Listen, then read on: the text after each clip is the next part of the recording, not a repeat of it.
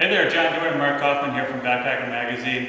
Marc, in our December 2006 issue, we talked a lot about two-person, three-season tents, and we really focused on tents that have a lot of versatility and how you can set them up. And we're going to talk today for a couple of minutes about the so-called Fastpacking pitch. What is that?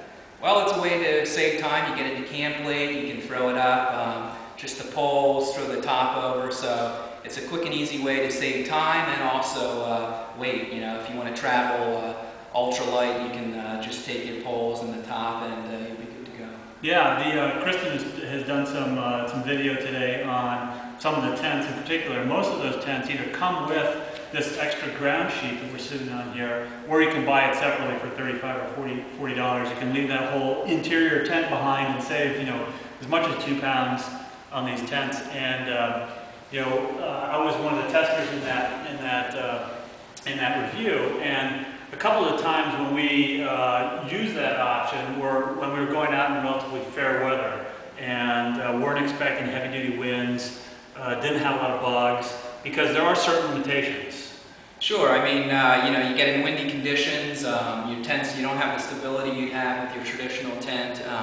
Buggy conditions, the bottom's open a little, so you're bound to get bugs. So you want to stay away from those type of situations, but fair weather, wanting to move fast, not buggy, you're good to go. And for $35, like you said, you can't beat that weight savings and time savings. Now, before we stand up and sort of show people how we put together the Fastpack pitch, there's certain tips that we give in the magazine about what kinds of sites you should put the Fastpack pitch up in. You want to watch water in case there is any type of rain, the water runoff, because you just have, like you said, the base here so you can get water. Very windy, you want to stay behind certain things that might block the wind to help with the stability of the system. And like we said before, buggy, if you can stay up and away from water, that usually helps in those type of situations. Great, well, let's throw this thing up. As you said a minute ago, in most conditions, except in the windiest conditions, this pitch will go up in as little as 40 seconds or so.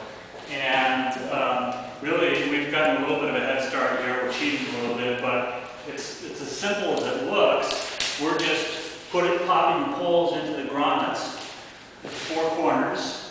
Now, obviously, if it was windy, we'd want to stand on it. Have somebody holding or stand it up, and then it's a matter of just flipping this over and locking in, and you've got a standing tent. So, flipping in the sides. As you can see, getting into camp late, it helps with a speedy setup.